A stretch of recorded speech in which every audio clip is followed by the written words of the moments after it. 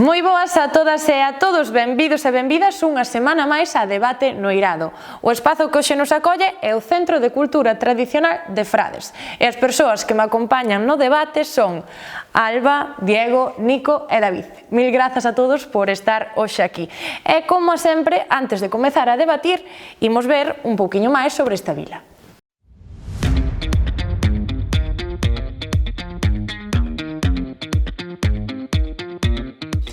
12 pezas conforman a nosa parada de hoxe, 12 lugares que portan o rural no corazón, 12 parroquias que, no seu conxunto, levan por nome Frades.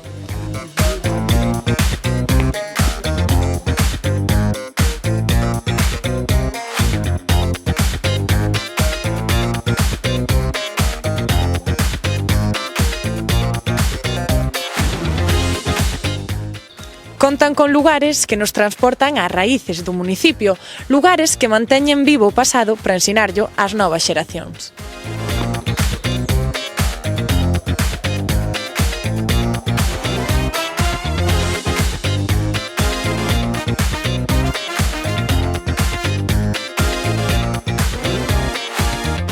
Este concello tamén é posuidor de tesouros, tesouros como esta xoia arquitectónica, testemuño do paso do tempo e do pasado que marcou o carácter desta comarca.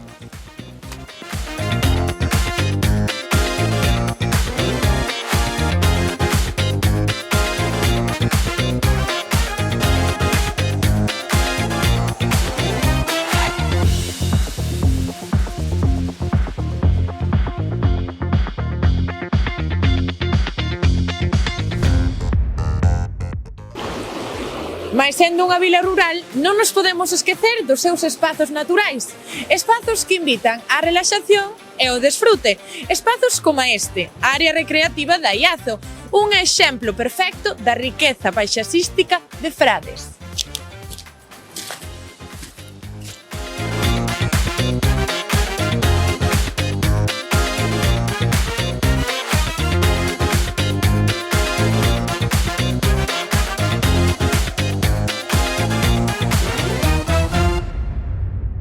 Nun mundo cada vez máis interconectado, máis cambiante, a participación dos mozos na política pois é crucial.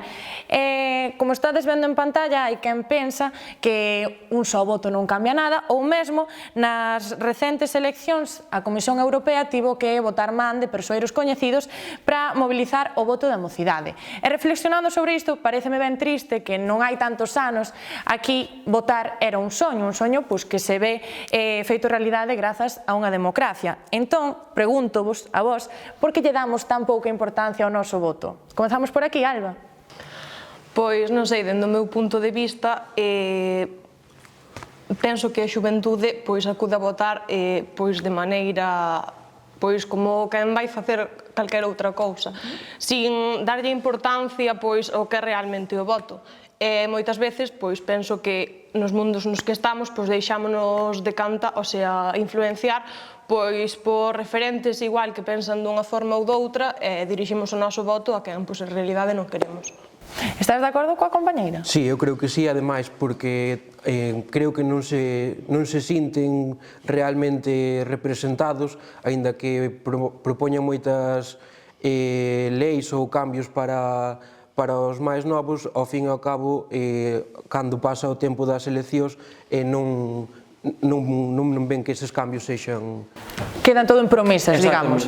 E por aquí, de acordo cos compañeiros? Totalmente. Eu creo que, a ver, a política cada día está moitísimo peor. Antes, como digo, o refrán di que un home vístese polos pés, eu creo que a día de hoxe que non é así. Porque non teñen unha palabra con respecto a todo o que promete.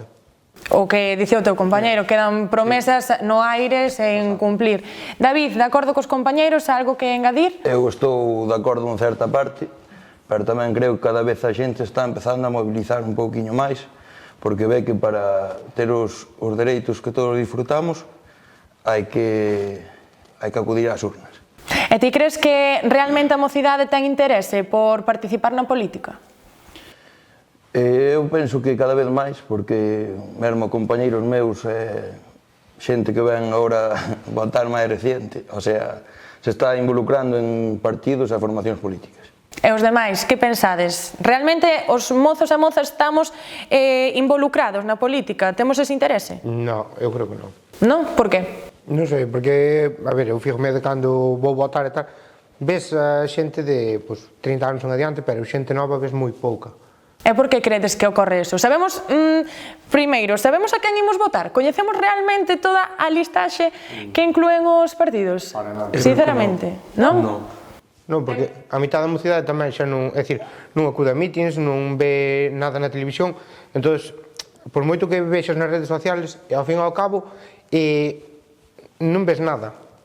Porque ao fin e ao cabo un mítin que che vota X horas... de enseñar o que eles queiran que vexas. Vanche contar todo de forma máis bonita posible. Atractiva, claro. Exactamente, para que penses que o deles é o mellor. A ver, lógicamente é un movimento de campaña.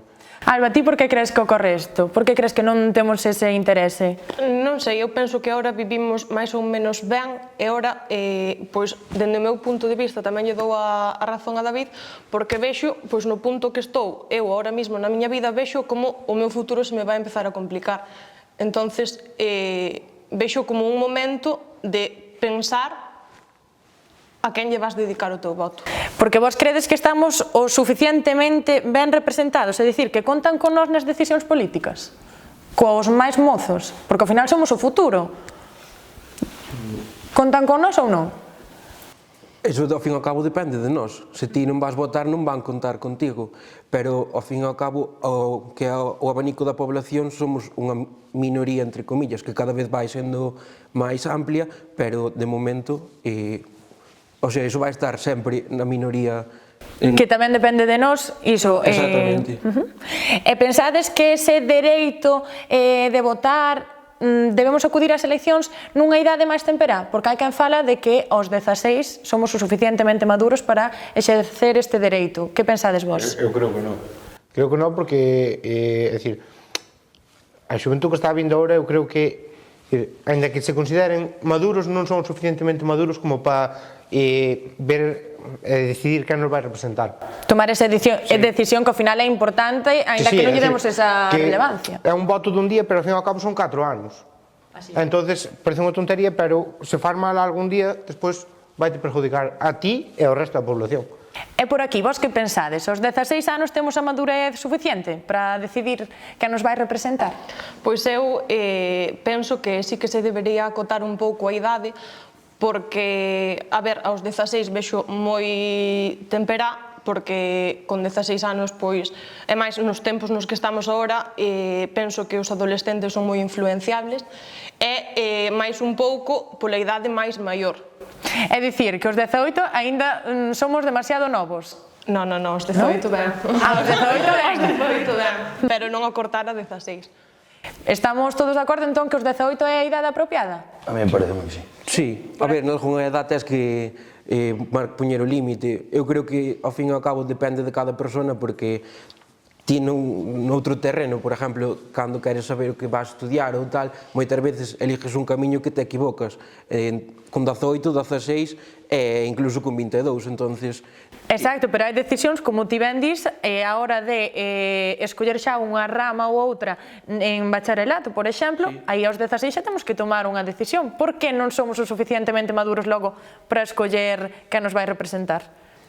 A ver, con 16 anos tens que escoller porque está así. Para min tamén está mal planteado, pero, bueno, son moitos temas que se debería darlle unha volta. Deixar hasta os 18 tan siquiera unha formación básica general e despois a partir de aí pois tomar o camiño que cada un crea conveniente e que máis lle guste para cada un. Ademais de todo isto que estamos a falar de pois iso, a idade na que nós temos que participar, como credes que se pode involucrar pois iso, a mocidade, pois que non está tan involucrada, que non lle interesa tanto, máis na política? Como podemos facer ese chamamento? Como pode resultar máis atractivo? Facendo movimentos sociais desde como as novas xeracións do partido que señan, iso dame igual, e empezar a enlazar por aí. Que outras formas se vos ocorren de involucrar a xuventude? Que, a ver, ao fin e ao cabo, ti nunhas eleccións generales votas ao partido porque tal, pero nos concellos así máis pequenos conoces a todo o mundo e votas máis a persona, entre comillas. Entonces, se ti tes trato co que vai ser alcalde e sabes que che vai axudar nos teus problemas de adolescente, acercalo un pouco máis nese sentido e despois xa leválo ás eleccións da comunidade e ás eleccións do país. Porque hai esa diferenciación tamén entre política local a un nivel máis grande, non, Alba? Sí, eu penso que sí. E ademais, por exemplo, unha forma de achegar a política aos máis novos pois sería, moitas veces, nos pequenos concellos, pois cae o peso sobre persoas máis maiores que igual non se van involucrar tanto pois por unha zona ou por un concello. Igual, aportando pois xente máis nova, pois a xente involucraríase máis e sería unha forma pois de meter esta xuventude pois na política máis internacional ou...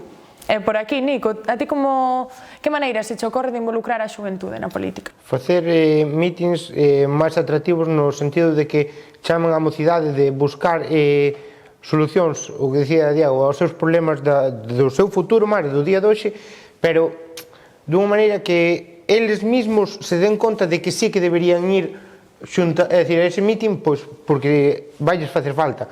Non como a día de hoxe que fan mítins de X cousas, pois que non, é dicir, a eles dalle igual. O sea, que nos mítines tamén se traten temas que interesen á mocidade. A mocidade, exacto. Que involucre a toda a sociedade, en definitiva. Sí. Pois un dos aliados, unha das ferramentas que están empregando os políticos son as redes sociais. É certo que últimamente fan moita campaña por diferentes plataformas, entón quixera preguntarvos como afectan as redes sociais a forma na que percibimos pois eses temas políticos ou sociais. Pois eu, por unha parte, vexo que por un bando positivamente e por outro negativo. Positivamente porque pois pode chegar a máis persoas, pode chegar máis rápido a información, pero por outro nós vemos o que eles queren que nós vexamos. Entonces tamén pode ser unha forma de engano. Porque é certo que nas redes sociais se non temos unha educación pois iso, dirixida a este tipo de plataformas, hai moitos bulos e non sabemos diferenciar, non? Por aquí, como crees que percibimos? A ver, a min, ahora mismo, as redes sociales están no seu momento máis top e está ben que as usen como un medio de divulgación, pero é o que decimos sempre, sin que enganar a xente, con cousas reales demostrando que o que din, estea nun meeting, nun reel de Instagram, nunha publicación, que sea verdade e efectivo. E por esta banda, vos que opinades? Eu estou de acordo con os meus compañeros, é dicir, ao fin e ao cabo, tío, que tens que asegurarte é que o que chega a ti que sea completamente certo e despois, o que falamos antes, que sea verdad que o van cumplir. David? A mí pareceme as redes sociais unha arma moi boa de comunicación, pero si é certo que o problema non parte da señal, creo que parte do receptor. Cada un ten que saber a información a que se expón e dende aí decidir se está ben ou está mal. E falando de redes sociais, como pensades que as redes sociais están alterando a relación que temos entre a mocidade? A ver, eu creo que aquí nos pequenos concellos é unha forma de comunicarse, pero que creo que sigue tendo a súa importancia o de quedar a tomar algo, quedar a ir dar un paseo, quedar, cosa que haxa contacto entre as persoas. Sí que vexo que nas grandes cidades ou nos povos máis grandes que xa falamos por WhatsApp e cando nos vexamos vémonos dá un pouco igual. Que aquí no rural aínda resgardamos ese contacto, non? E por aquí, como crees que son as relacións na actualidade? Pois eso, penso que se basan basicamente en redes sociais, en aparentar un mundo o cal non temos, e eso, e ao final, por iso perdes moitas posibilidades, perdes de desfrutar, perdes moitas oportunidades que ao final, pois supoño que dentro duns anos nos arrepentiremos. De acordo cos compañeiros ou vedes algún punto positivo? Non, eu vexo completamente igual, porque eu acordome de cando era pequeno, Vían chamar por min á casa para ir xogar ao parque, e agora nada, agora mandanche un mensaje e preguntanche que tal, pero pouco máis. David? As redes sociais vexo algo moi positivo, pero volvo a antes. Para min é un tema a ter en conta desde a educación máis temperá. O sea, facer un bo uso ten a súa... pode ser unha ferramenta útil, pero con un bo uso, con unha boa educación, non? Sí, ao final as redes viñeron para quedarse e hai que aprender a vivir con elas. Somos verdadeiramente conscientes da importancia da nosa privacidade en redes sociais ou dos nosos datos persoais? Porque é certo que deixamos por aí datos soltos, non, verdade? Non é verdade. Porque ao fin e ao cabo, é dicir, esta máis mínima cousa que buscas ou que pos ou tal, eso queda todo guardado. Por moito que sea unha política de privacidade e todo, olvídate, nunca vai haber esa privacidade que tanto che garanten e todo, pois non. Ao final estamos compartindo con completos descoñecidos a nosa propia vida. É o que dicías ti, un bo uso, temos que incidir nesa educación, non? Sí, eso. A parte, é dicir, sobre todo os menores de edad. E si que é un problema, rapaces que eu vexo que están ainda en primaria e todo, utilizan ainda o teléfono, pois sei que seus pais nunca dirían o meu fillo esta tal edad nunca vai ter teléfono, pero acaban dando. Bueno, hai en países, creo que era Australia, que xa non está permitido hasta certa idade, creo que non sei se é aos 16 ou a maioría de idade, que se empreguen as redes sociais, incluso con multas económicas. Estades de acordo con este tipo de medidas? Sí, eu sí. Eu non. Eu tampouco. Porque claro, chegan os 16 ou a idade que sí que podes usar e eres un completo descoñecido tamén. Ese é o problema. Non o sabemos usar e a partir de aí van vir diferentes problemas polos que despois non van a estar ben. Por aquí, que opinades? Eu creo que, o sea, co que falamos antes de ir pouco a pouco, saber o que é, como é a mellor forma de usalo, eu non creo que un rapaz con 14 anos sabendo usar ben calquera rede social teña maior problema, pero sí que se nunca sabes nada e de repente aos 16 anos che din ala, aquí tes todo e fai o que queiras sin ter ninguna consecuencia, eu creo que os problemas van ser moito máis grandes porque non conoces para nada o medio. O que falábamos, como en todo, a solución non é prohibir, senón educar ou, polo menos, dar a información, non? Pensades que esa cultura da vida perfecta que se ensina en redes sociais está prexudicando a nosa autoestima? Sí, porque... Xa non prexudicando a autoestima, é dicir, estante levando a que ti queiras levar ese nivel de vida cando para moitas persoas é inviable. Para a maioría da sociedade, de feito. Entonces, é dicir, eu sei que os contos de príncipes e de princesas hai nos en Disney, non é... Entonces, pois para min sí que non... É dicir, xa nunca o creín e nunca o vou creer. David, afecta a nosa autoestima? Queiramos ou non, sempre buscamos unha vida idílica e unhas metas cada vez máis altas. E por aquí, a vos notades que vos afecta a vos a autoestima ver certas cousas en redes sociais?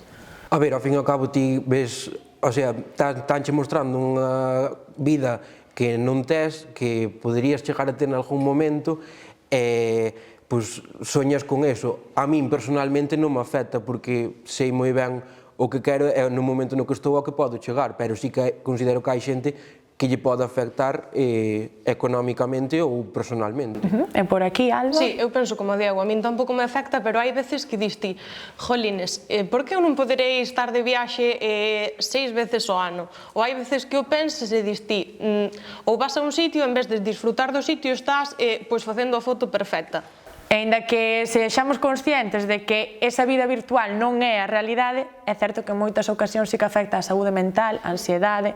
Pensades que moitos problemas de saúde mental deben ser as redes sociais? Posiblemente. Eu creo que sí. Por aquí? Ou igual outros factores que os políticos precisamente teñen que ter en conta? Eu creo que é un cúmulo de cousas, que tampouco é todo eso culpa das redes sociales, pero bueno, é a miña percepción, non sei... Que outras cousas, por exemplo? A ver, antes a xente non sabía nin o que era ter depresión, nin nada, o sea, ao fin e ao cabo empezas a conocer o que é eso, entonces daste de cuenta de que podes ter ese problema, e tamén conocer máis o que é a saúde mental en sí. Ti que opinas, Alba? Pois penso que tamén as redes sociais ao final poñen a xente que conoces en contacto, podes ver a certa vida de moitas persoas e eso, pois, incítache, non, cada un opina porque quere, pero os malos comentarios pois chegan antes ás persoas e así, e eso pois pode provocar certos problemas de saúde mental. Pensades que algunha outra cousa na actualidade se está vendo relacionada con eses aumentos de problemas na saúde mental? O ritmo de vida. Por que o ritmo de vida? Antiguamente a xente levaba unha vida moito máis descansada. É dicir, vivían en familia, traballaban no campo, e a súa vida era tranquila. A día de hoxe non, porque hoxe pasache o día e non fixeches nada e estás esperando a que chegue mañán para facer, e ao final pasache a semana non faz nada, pasache o mes non faz nada, entón levas esa vida apurada que ao fin e ao cabo sí que che causa problemas.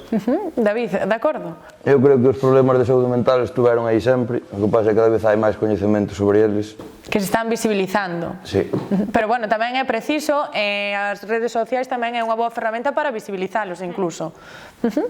Pois, se vos pareceme moi interesante o que estábamos a falar, pero imos falar dun tema que tocamos en todos os programas, que é a gandería, o emprendemento no rural, e aquí é certo que, pois, bueno, en Frades é un sector ben importante, xa que o número de vacas, bueno, decíasme ti antes, Nico, como era? 4,54 vacas por habitante. Exacto, unha persoa 4,54 vacas, non? É máis do triplo. Considerades que o sector primario é importante aquí en Frades?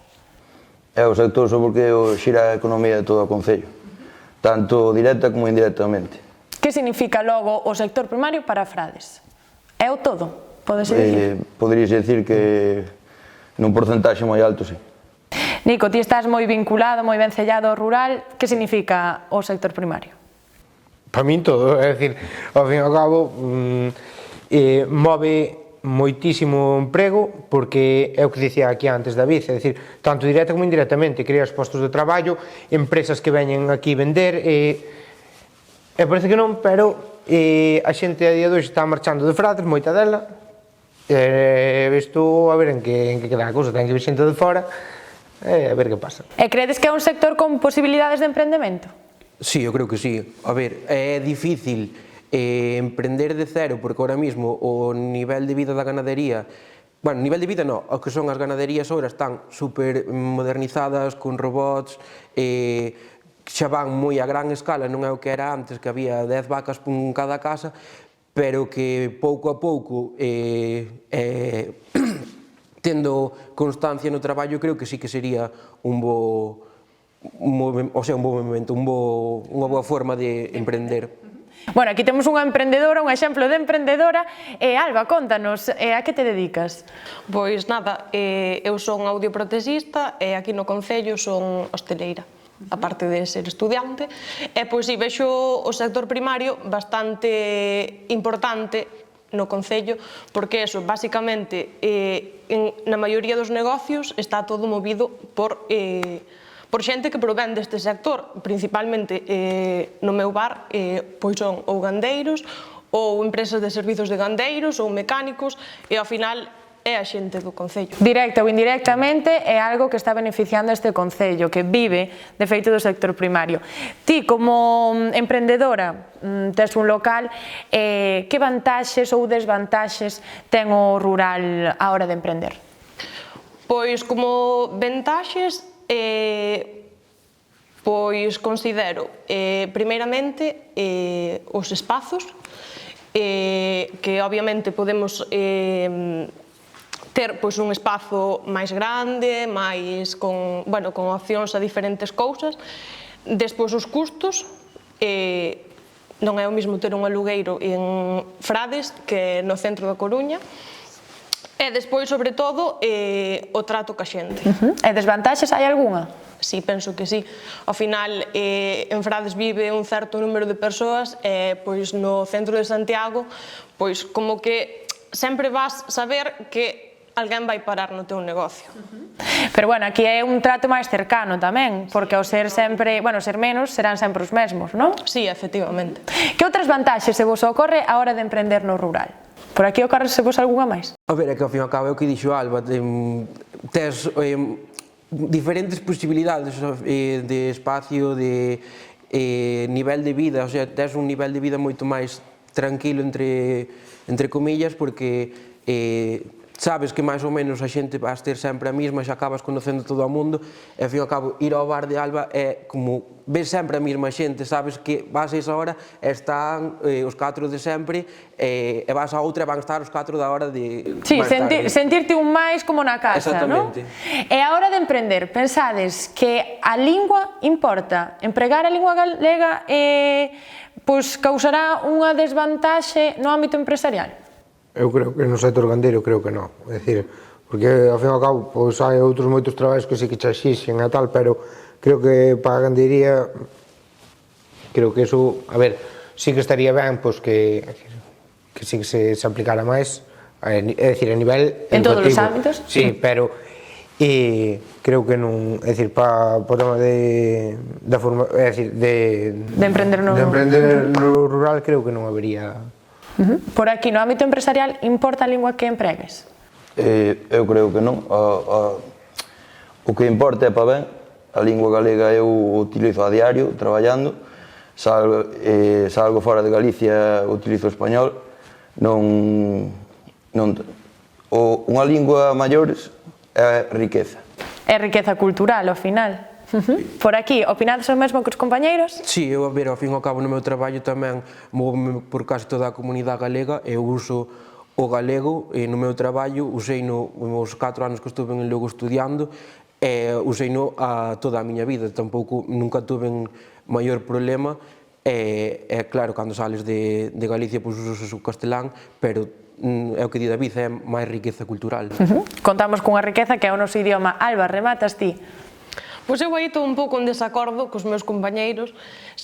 O sea, no Concello, claro que sí, eu obviamente falo galego, no Concello falo galego, pero pois no outro meu sector, que é o de audioprótese, pois normalmente os centros de audífonos pois están no centro da Coruña, e que che pida a xente, por favor, na Coruña, que lle cambie o idioma ao castelán porque non entende, unha persona de 50 anos que viviu na Coruña toda a súa vida, pois pareceme triste e bastante recurrente, sabes? Que non me pasou nin unha nin dúas veces. Iso é verdade, é moi triste. E ti que tes ese centro, quixera preguntarche se crees que o material sanitario está adaptado á lingua galega, porque é certo que, imagínate unha persoa maior dunha aldea que vaya a facer algún tipo de proba de audición en castelán, por moito que escoite mal ou que pode que non o entenda, non? Crees que debería adaptarse á lingua? Sí, actualmente está adaptado. Genial. Pois bueno, moitas grazas, a verdade, por compartir connosco estes momentos. Debo dicir que vos despedides o ano de A Debate no Eirado porque imos facer un pequeno parón por Nadal, pero imos ter unhas sorpresiñas cada semana, así que nada, mil grazas e biquiños.